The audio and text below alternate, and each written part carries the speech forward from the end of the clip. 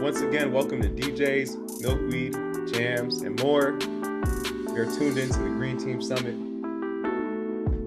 hosted by your very own Faith in Place.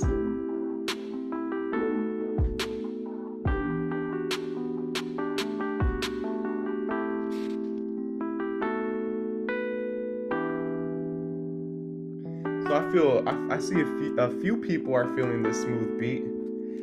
I can make sure to make a mix to send out to all the Green Team participants if you want smooth beats for life.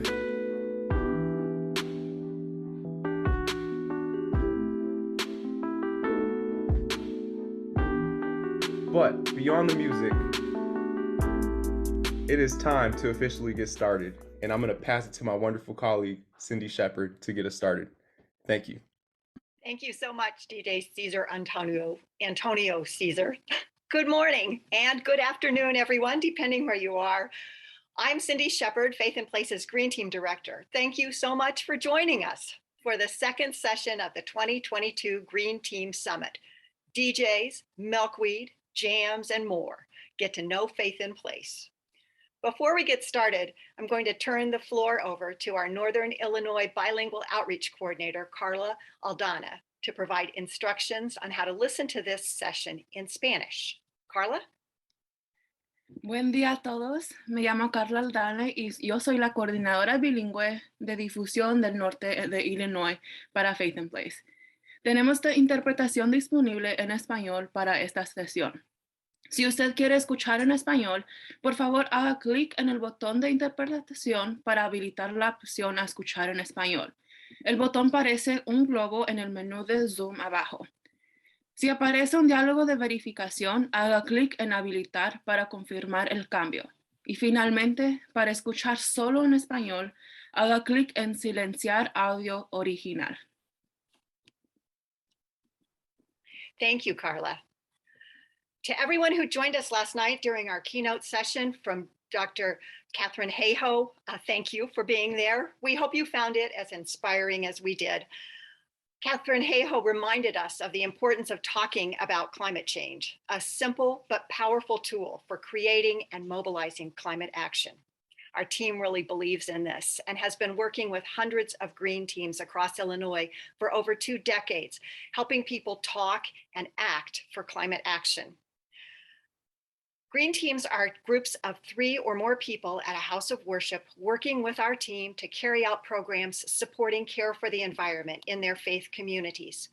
And this summit started out as a way for green teams to connect to each other. It has kept growing each year to include people from more areas, more backgrounds, and more beliefs. And what's really cool about the Faith in Place approach to caring for Earth is that it is intersectional. We recognize that Black and Brown communities bear the brunt of climate impacts and have for decades faced health impacts from toxic environmental pollution. As we engage in the issues around environment as people of faith and spirituality, we stand in this intersectional place between systemic racism, faith, political power, and our environmental crises, advocating for environmental solutions that honor the interwoven nature of our current situation. That's why this year's Green Team Summit theme is Rooted Together. Not only are our communities rooted together by sharing land, resources, social and political experiences, as well as faith, but our approach to caring for the earth includes holistic solutions rooted together in their vision for creating a healthier and more just society. Faith in Place is part of a national network called Interfaith Power and Light. And this year was an especially exciting one for us because we joined together with 2 other affiliates, Hoosier Interfaith Power and Light and Wisconsin Interfaith Power and Light. So now we're working across Illinois, Indiana, and Wisconsin. And we want to give a huge shout out to all the affiliates of Interfaith Power and Light that are partners with us, as well as over 20 national organizations that made this event possible. You can find out more about our partners through our partners page, which is linked in the chat. This morning and afternoon, we also want to thank our corporate sponsors, including our headline sponsor, Natural Resources Defense Council. We would also like to acknowledge Elevate, Natural Awakenings, and the Nature Conservancy. For more information on our generous sponsors, please visit our sponsors pages linked in the chat. And I'm now going to turn the floor over to my colleague, Veronica Johnson, who will be sharing our land acknowledgement. Veronica. Thank you, Cindy. And good morning and good afternoon and welcome everyone. I am Veronica Johnson, Faith in Places Outreach Director, and I'm pleased to share with you a land acknowledgement honoring the ancestral heritage of the land that we stand on. I am calling from what is today known as Hyde Park in Chicago, Illinois. Chicago is the traditional homeland of the Council of the Three Fires, the Odawa, the Ojibwe, and Potawatomi nations. Many other tribes like the Miami, the Ho-Chunk, Menominee, Sac, and Fox also called this area home. Let us pause for a moment, and I invite you to drop in the chat where you're calling from and the ancestral heritage of that land. You can use the link Native Land, which is in the chat, to begin answering questions about the land on which you reside and how you are benefiting by living on this land, and that is traditional territory of the indigenous people. So we see people calling from different locations and acknowledging those indigenous territories. Thank you. We also have a page on our website, which is also linked in the chat, with podcasts, books, videos, organizations, and more to help you learn about the history of the people indigenous to the land where we live. This acknowledgement from Faith in Place demonstrates a commitment to continue to learn about the true history of the land and to continue the process of dismantling the ongoing legacies of settler colonialism. We aim to become a vibrant, inclusive community with environmental justice at the core of our efforts. So thank you again. You will get to learn more about Faith in Place's commitment to environmental justice now as we do a quick dive into each of our program areas. Before turning the mic over to our program coordinators, I'll first provide an overview of the who, the what, the where, and how of Faith in Place. Let's get warmed up with a poll about which Faith in Place program most interests you. So a poll is going to pop up on your screen. Please respond to the poll. In a minute, we'll have quizzes for prizes, but this one is just to get us ready. Which program are you most interested in? And interested in learning about when you say that? Okay. Ooh, there's one that's way in the lead.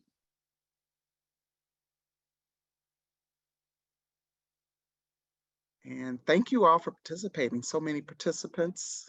Poll. And energy and climate change is in the lead. Awesome. Thank you. Thank you. We see that energy and climate change at almost 50%, 49% of the vote, followed by sustainable food and land use, and then advocacy and youth empowerment. Thank you for participating. You will get to learn about all of those and more. All right, now that we're warmed up,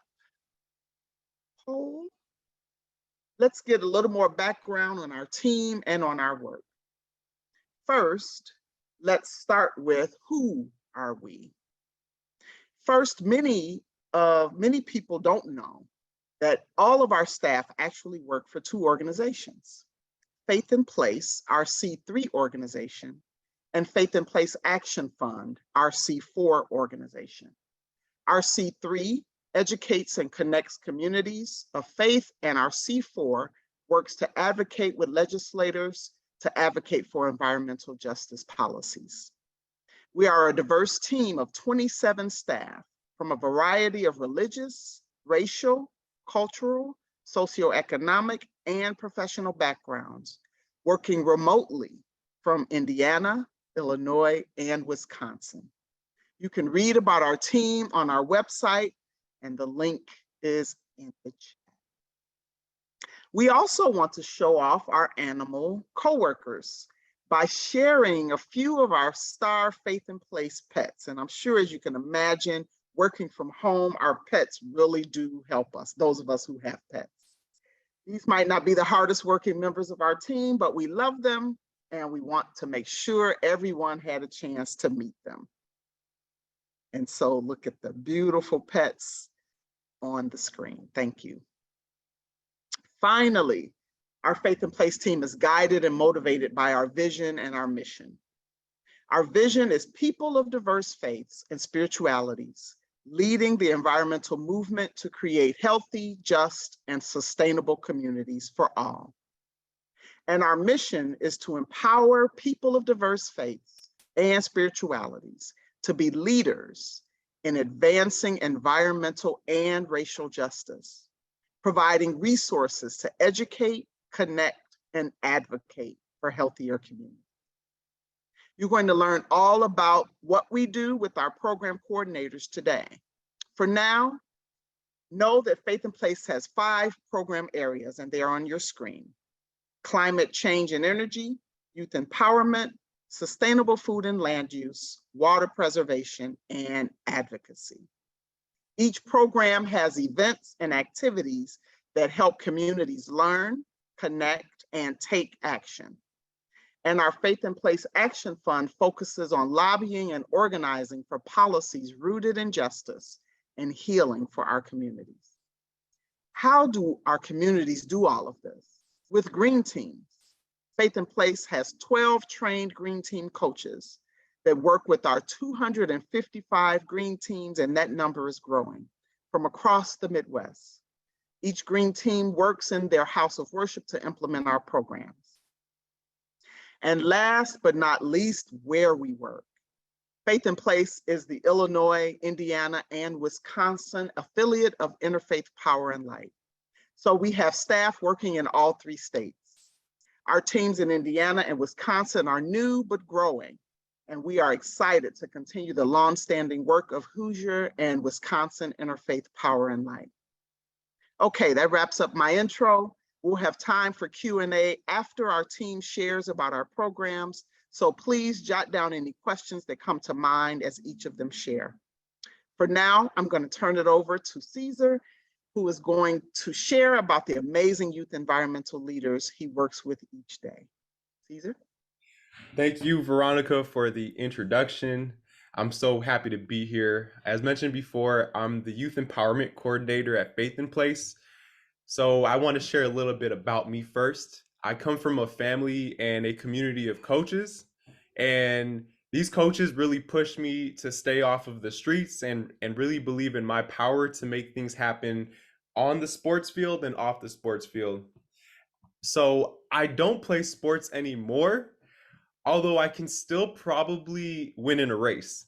But I have transitioned like all of the lessons that I learned from my coaches to the industry that I work in today, which is the environmental and cultural industry.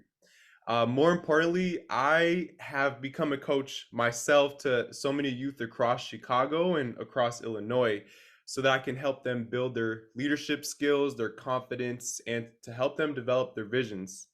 And yesterday, if you made it yesterday, Dr. Hayhoe was so amazing, and Dr. Hayhoe could not have said it any better with this one word, which is efficacy. And I ultimately do this work to help youth and young adults realize and like to believe in themselves that they are capable of making their dreams come alive. So yeah, that's why I do my work. But now let's talk a little bit about youth empowerment at Faith in Place and that program.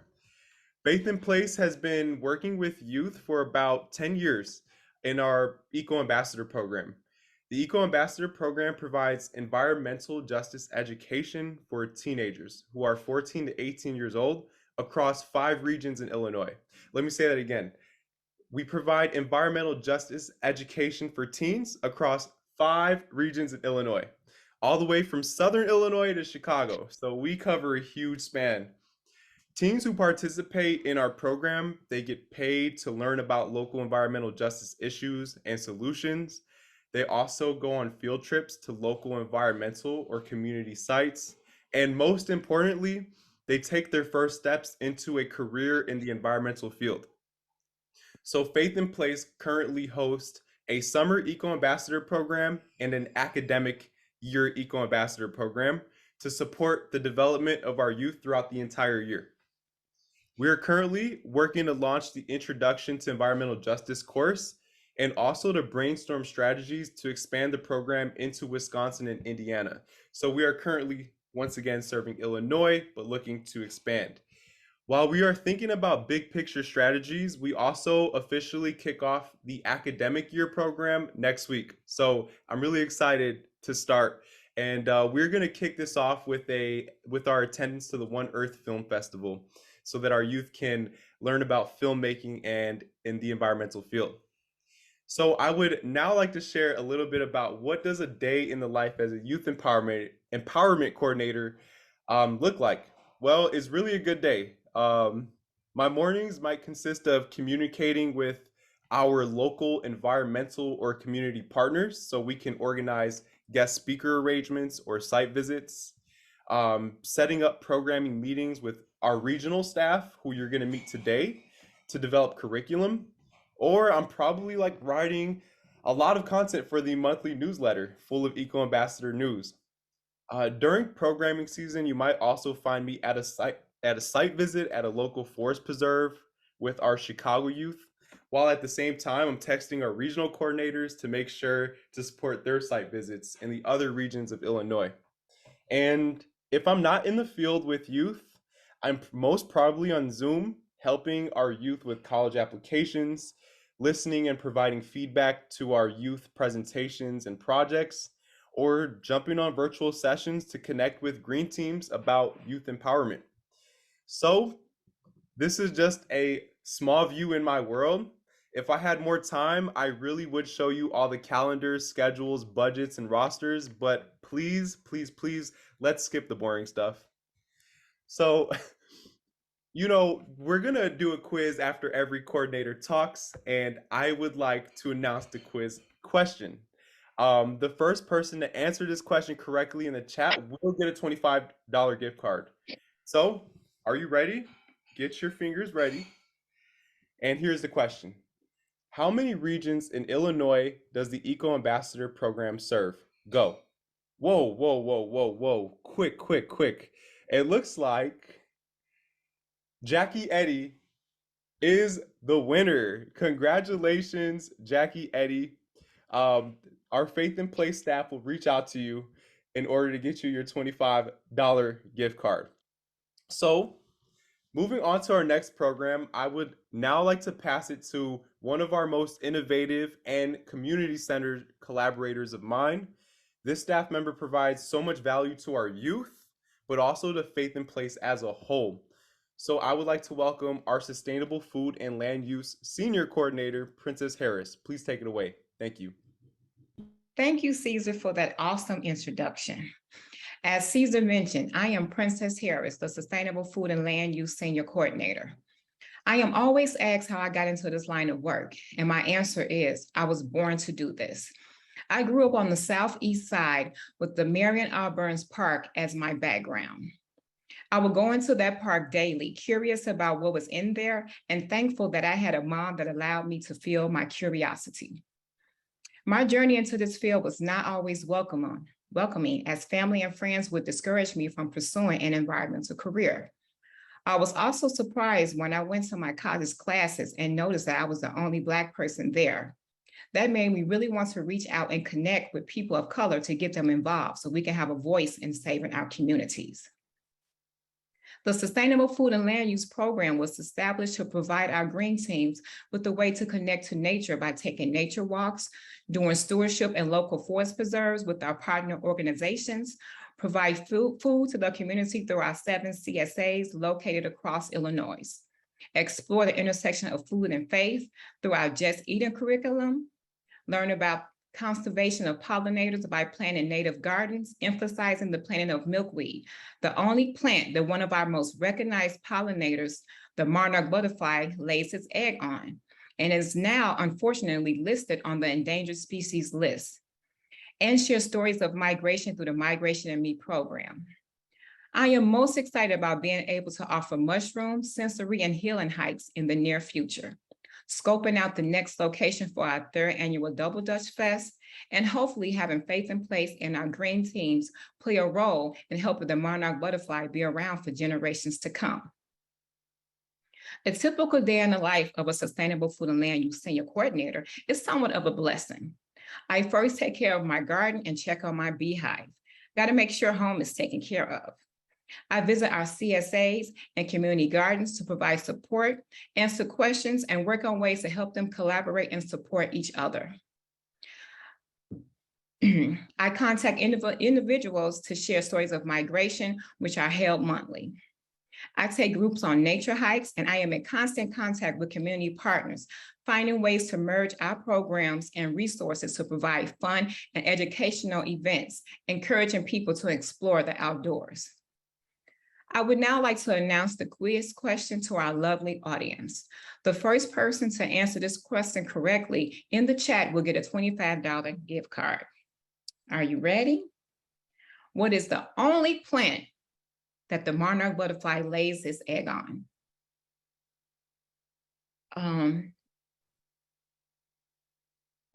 Looks like Susan Gorman Chang answered first. Congratulations, get Milkweed correct. Thank you for playing and sharing your answers in the chat. I am now going to introduce Samantha Miller, our Energy and Climate Change Coordinator, who will tell you more about the program. Samantha, take it away. Thanks, Princess. Good morning and good afternoon, everyone. I'm Samantha Miller, Faith in Places Energy and Climate Change Coordinator, and I am excited to be here with you this morning and share more about what I do as part of the Faith in Place team. I got into this by chance. Growing up on the west side of Chicago, my mother would take us many places, including the beach and the zoo and the museums of Chicago, which gave me and my twin sister an appreciation for nature, animals, and creation in general. From that, my twin and I have always enjoyed being out in nature. So when my pastor introduced me to former Faith in Place staff, Veronica Kyle and Lorena Lopez, who were seeking to fill a position at Faith in Place, my interest in the environment caused me to be interested in the position. Why I do this work because Black people are the last to know about programs that would benefit our lives. We can be skeptical and guarded people, but this information is important for all of us as much as anyone. I love nature, I love clean water, and I love breathing clean air, especially as an asthmatic. I am glad to bring information and resources to my community that help us improve our health and our lives. I assist those most impacted by environmental injustice by connecting them to the tools to advocate for themselves. At Faith in Place, we work on creating healthier communities by reducing greenhouse gas emissions, by reducing our current reliance on fossil fuels, by increasing our energy efficiency, and by supporting the transition to clean energy like solar. Are you or your house of worship interested in cutting down on your energy bills? Then connect with me. You can find my email linked in the chat. Depending on where you are, we have different resources and programs, options to help you and your faith community save on energy costs while caring for the environment by reducing the burning of fossil fuels. In Indiana, we have houses of worship participating in our Thriving Faith Communities program, where they work to reduce their energy use with others in a cohort. In Illinois, for houses of worship, we offer free energy audits and support those communities interested in adding solar panels to their buildings by connecting them with information and providing solar grants. We also support individuals to save on their bills and reduce their carbon footprint by educating our audience on how to switch to community solar or add solar panels to their home for little to no cost if they qualify for the Illinois Solar for All program. We also educate consumers on smart energy saving programs provided through their local utility companies, like the peak time savings and hourly pricing programs. No matter where you are located, we have tips for reducing energy in your home and houses of worship. You can leave today with free tips for reducing your energy costs by downloading our free guide linked in the chat. And we host energy related workshops most months. So check out the events page on our website to find out when one is coming up and register for free. You might be curious about a day in my life as the Energy and Climate Change Coordinator. I spend most of my time exploring and sharing resources related to energy savings and conservation. I'm constantly making connections and providing resources to the community or interacting with green teams. A few times a month, I table at an energy event or an event at a house of worship in order to educate participants about the programs and services Faith in Place provides. Now, here's the quiz question for the audience, and the first person to answer correctly in the chat will receive a $25 gift card. Ready? Question. What's one of the services the energy program offers to houses of worship at no cost? Dale Ritzel answered. Pardon me? Dale Ritzel, I believe, was the first one. He answered energy audits. Okay, Dale. Congratulations, you are the winner. And I would like to thank you all for your participation. Now I will pass the floor over to Christina Cross, our Illinois Policy Senior Coordinator, to share about our advocacy program. Christina? Good afternoon and good morning. My name is Christina Cross. I've been with Faith in Place since 2015 and have worked in the energy and climate program area, in regional outreach, and now in the policy team. I remember sitting on my couch in August of 2005 with my brand new baby daughter, watching the television coverage of Hurricane Katrina in complete disbelief. I saw the desperation in the mother's eyes as they tried to care for their children in the midst of a climate disaster, and began to understand the systemic injustices and failures that made that disaster even worse. So it was then that I knew I had to learn everything I could about climate change and make major adjustments to the way my family lived and ate and shopped to help prevent future environmental injustices. So I got into this work because I learned how intensely women and children are impacted by climate disasters. I'm a mom of 3 girls, and so I wanted to do something about it. We can't So, use that. as a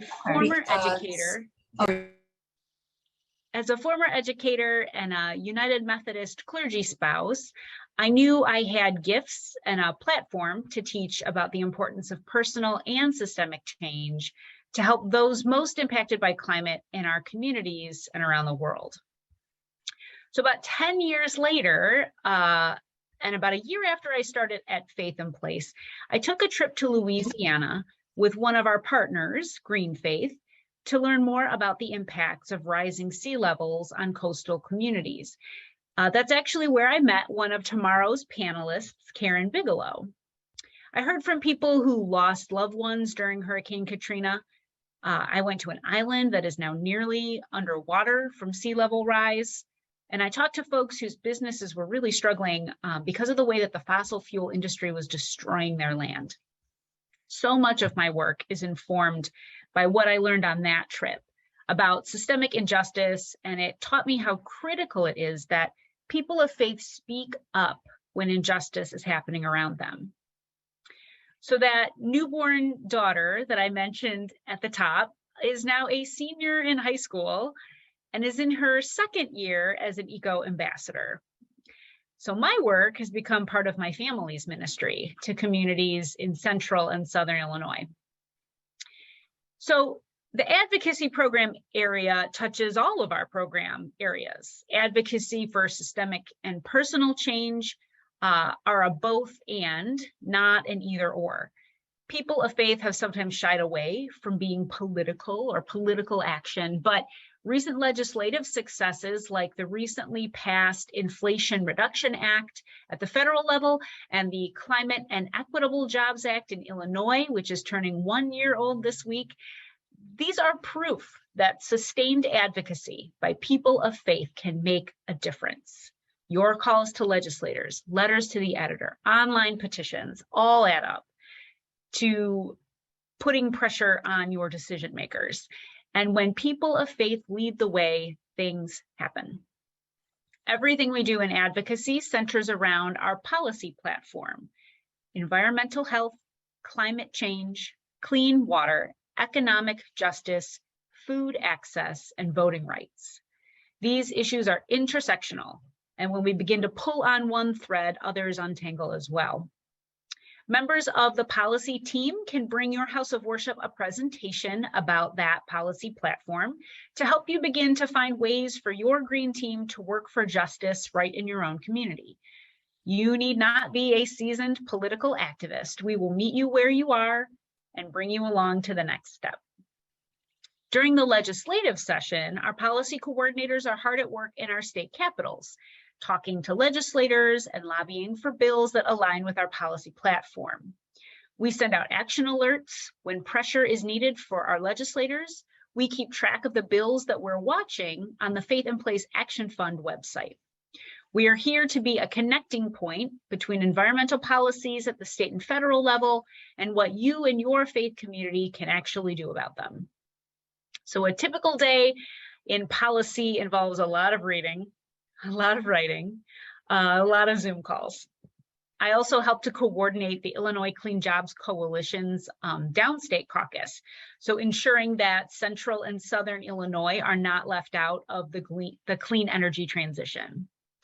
I help resource green teams and green team coaches on policy matters, and I find ways for our green teams to get engaged around state and federal policies. I also coach a few green teams of my own in East Central Illinois. So in short, I educate, I connect, and I advocate for healthier communities. So now let's talk about the policy quiz question. First person to answer correctly in the chat gets a $25 gift card. So here is the question.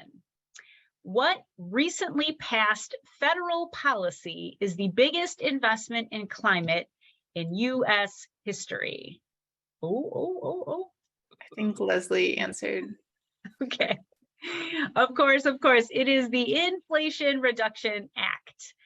Now, this came a year after the Climate and Equitable Jobs Act in Illinois, and that should remind us that our voices at the state level are very powerful and can help lead to bigger changes at the national level. So keep advocating. So it's now my pleasure to introduce Jalisa Malden, who will give you an opportunity to ask any questions you might have for our staff. Jalisa? Awesome.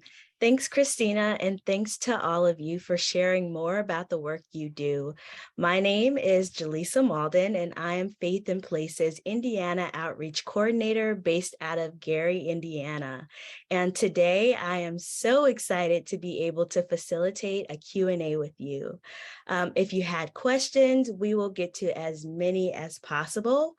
I'll read the question out loud and toss it to the staff person with the most expertise in that area.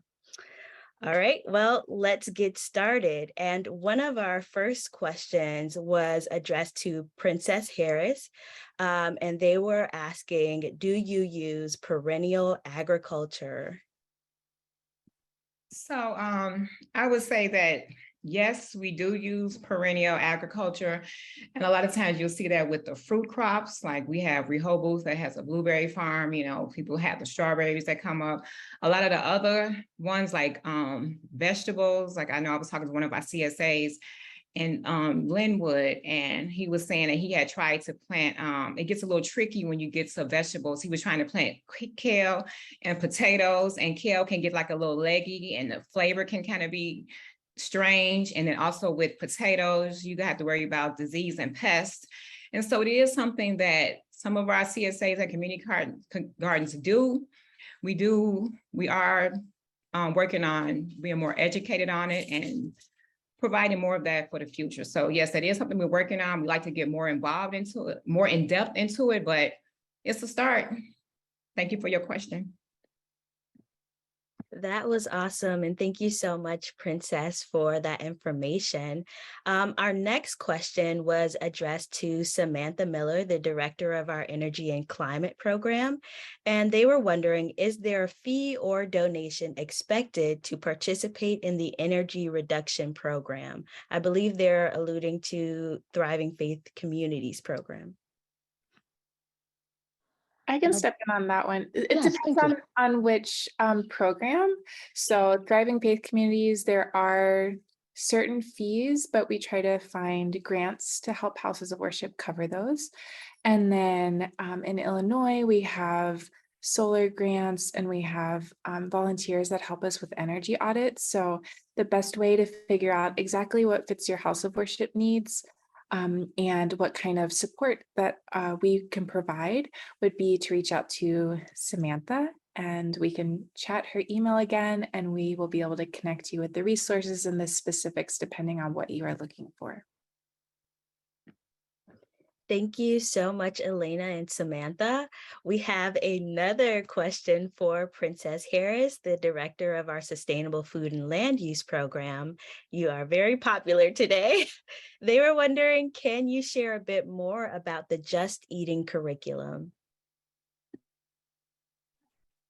The Just Eating curriculum, explores the intersection of food and faith and how to nurture healthy bodies, healthy communities, and a healthy environment. And we work with a variety of Christian faith communities and the lesson. And so the program is over 7 weeks. And like I said, we just work with some of our green teams and faith community just to explore healthy eating, tie that to the community and so forth. Thank you so much, Princess. Our next question was asking all the way from Washington State, actually. Janet Farnes asked if you could explain a little bit more about the curriculum for youth environmental justice education. I believe that is a question that our youth program director, Cesar Almeida, could answer. Hi, yes, I would absolutely love to share more information about our curriculum. So when we're thinking about our curriculum, we have 2 different programs. We have the summer program and academic year program. So the summer program is typically 5 weeks. So we try to fit our curriculum within those 5 weeks. So we will meet 2 times in the week in person, and then 1 time in the week we'll go on a field trip to introduce our youth to environmental organizations or community organizations that are local. And when we are meeting in person for 2 days in the week, we are simply following the curriculums that are created at Faith in Place with our regional program. So, for example, we will have a theme called Sustainable Food and Land Use, and we might bring in Princess Harris as a guest speaker to teach us on that. Or our regional coordinators will teach climate and energy, right? And talk about climate change as a whole. So we really rely on our staff and guest speakers to present the information that they are experts in. So now when we're thinking about the academic year program, we give youth an opportunity to teach each other about environmental justice. So we help them facilitate research and presentations so that I am no longer the teacher, or our regional coordinators are no longer the teachers, but the youth are teaching each other. And that's a very brief introduction to our curriculum. In October, we are going to launch the Introduction to Environmental Justice course that is led by our youth. And you will have an opportunity to see the different types of topics that our youth teach each other. So I hope that's helpful. It's hard to go over an entire curriculum in 1 to 2 minutes, but that's a start. Thank you. Thank you so much, Cesar. And I believe this next question is going to also go to you, but I'm just going to pose it first. Mary G was wondering, what is the best way to get teens involved not only in the green team, but also at their church. However, I don't know, you taught a youth empowerment or youth engagement seminar in our last monthly call. And I think the skills that you shared could also be useful in any implication where we're engaging our youth. But I'm going to send that question back to you, Caesar. All right, great. Thank you. First and foremost, I like to think about the amazing programming that Faith in Place is hosting. For example, something like the Double Dutch Fest, right? If you have an opportunity to organize your youth to come to one of our events, such as the Double Dutch Fest, where there's music, environmental education, double dutching, there's stewardship work going on, I think that can help pique their interest and have them inquire more about what they can do locally in their own houses of worship or even their own schools. So please, number one, try to invite your youth to some of the programming, the in-person hikes that Faith in Place is running. Number two, in your own house of worship, identify who are the youth who are already active in your house of worship, who have an interest in climate change, and first start with a discussion. Ask them questions, take inventories on the topics that they are interested about in climate change. And then you can reach out to me and further get more information about curriculum and how to engage them. So that's two things I would say to get your youth more involved. Number one, come to some Faith in Place events with your youth. Number two, take an inventory on your youth on what they're interested in. Thank you. Thank you so much, Caesar. And I believe that might be one of our last questions. If anyone has any other questions, please feel free to add them in the chat. But I believe I have a couple more, Jalisa. Awesome. From up above. Yep. So one question, maybe this is for Cindy, is does a person have to be associated with a house of worship in order to participate? I think it's in our programs. I'm not a member of a single church, but rather attend different services and activities at various churches around town. Oh, I'd love to answer that question. Thanks, Elena. You do not have to be a member of an organized community of faith, although that is the people that we go in and try to help organize. But we would love to have you participate in any of our events or our webinars and events online. And I also want to say that we have a great resources and toolkits tab on our webpage that has lots and lots of resources and ideas for people to use in their local communities. All of those are free and anyone can download them. So please feel free to connect with us and then use those in your neighborhood and community as well. Thanks for the question. Thanks, Cindy. And we have another one from Sharon. For Princess, another gardening question. Are there particular programs of education for habitat-friendly planting programs for things like flowers, grass, food for animals, large crops, small gardens? That is a little ahead of what Faith in Place does. We're still kind of on a small scale. So no, we haven't tapped into that grand scheme of things, but it could very well be on the horizon, but we're not there yet. Princess, do you do native garden education? I know you help people plant milkweeds. So we have some more basic native plant education. Do you want to share a little bit about that? I'm so sorry. What was the question? Do we educate on native gardens? Yeah, planting. Yeah, so that's one of the foundations of like the Migration and Me program is that, we want to connect with houses of worship to plant community gardens to help pollinators. And like I say, one of the pollinators that we work to help is the monarch butterfly. And so, yes, most of our community gardens are starting with native species and pollinators, because a lot of times we have also learned that when you have a pollinated garden, you also have a more robust and healthy garden also. So yes, we do have education on native species, and that's what we encourage people to plant. Thanks, Princess. And we had a question from Sherry. What do you suggest for a person who wants to learn about composting?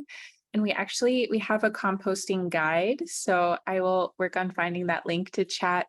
And then a question from Andrew, maybe for Ray, is, are you doing anything to plant more rain gardens to help Chicago survive recent rain? So Ray, would you be able to speak to our water programming? Yeah, we are assisting houses of worship that want to put rain gardens in. We're looking for additional funding to help with that, but some houses of worship have their own funding, and we assist them in the design of the rain gardens when they actually have their own funding. And then once we actually acquire additional funding, which we're looking for now, then we go out and seek houses of worship to extend our rain garden program. And I just want to say that we are actually working on one at the Pentecostal of the Holiness on the west side. Ray, what's that area? The Austin area. The Austin area, yes. Lawndale. Currently Area. putting in a rain garden at that house of worship. Lawndale area, sorry. Oh, Lawndale, sorry. Pentecostal Church of Holiness.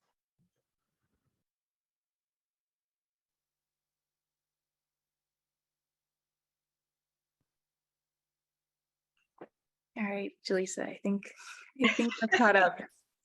All right. Actually, we have one more question if we have time for Christina, and they were wondering, when might we expect for both the IRA and Illinois Clean Energy Act to develop specific rules and regulations pertaining to EV reimbursements, energy efficiency, et cetera? Hi, Dale. Yes, so that process moves, we like to say at the speed of government, which is different than the speed of church. It moves slowly. So the CEJA, Climate and Equitable Jobs Act, is in the process of implementation. So that is a process that takes a long time, has a lot of stakeholders, and so that is an ongoing process. The IRA will be the same way. Lots of stakeholders, ongoing rulemaking. It's a long process. Good news is, because Illinois has taken some really formative steps in having clean energy standards and decarbonization dates, et cetera, we are better equipped to take on the funding from the federal level, from the IRA, and actually hit the ground running with it than maybe some other states who are still trying to figure out what they're going to do, if what they're going to do to help with climate. So I know that's probably not a satisfactory answer, but I will say that Illinois is well positioned to do this maybe a little bit quicker than other states. But we should be hearing lots of things soon about how this actually happens in Illinois. I'd say the next year is going to be kind of a big deal. All right, thank you so much, Christina. And we have one last question for Caesar. We have someone asking about the COP27 Youth Delegates program, if it's implemented in Faith in Place. So quick answer, no, it is not, but I would love to go on an international conference with a few selected youth or alumni who would like to join the UN Climate Change Conference of 2022. So Ray and Grant's team, let's have a conversation about what it might take to get a plane ticket out to Egypt. Thank you. Awesome. And thank you all for all of your wonderful questions. I'm going to now pass the mic over to Pastor Scott Anque to lead us in one more poll. And he will also be sharing more about ways we can learn more and stay involved. Pastor Anque? Thank you, Jalisa, and thanks to everyone who asked questions, and thank you to all of our coordinators who provided such rich information about our program.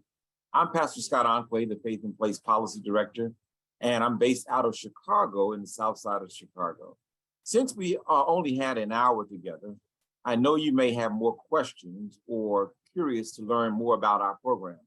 So I'm here to provide you with resources so you can get involved. Everything I will share will be included in the downloadable PDF file linked in the chat and also uploaded as a file to this session. But first, let's take our final poll of the day. As you started out, you were asked, what were you interested in hearing about? So let's know which programs and activities you heard about piqued your interest. You will see the poll pop up on your screen, and we will give you a minute to respond.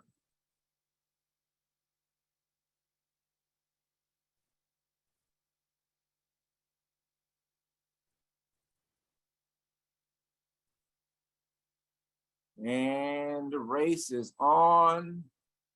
Oh, wow. So we have some increased interest in food and land sustainability. Oh, advocacy, gaining a little ground there. That's good. Excellent. Wonderful. Yes, indeed. All right, we're going to share the results. Closing the poll. And the winner again is still climate and energy change, but they lost a little ground to sustainable food and land use, and advocacy and youth empowerment did gain a little ground. So that's good. So we're glad that you enjoyed hearing from our coordinators and you are interested in how our programs move forward. Amazing, amazing, amazing. Thank you so much. So before we wrap up for the afternoon, I'm going to share a few more ways you can get involved. As a reminder, everything we share will be included in a downloaded file in our chat. And so at this point, I'm going to pass the program over to our Northwest Suburb Program Coordinator, Dan Hunster, to close out. Thank you.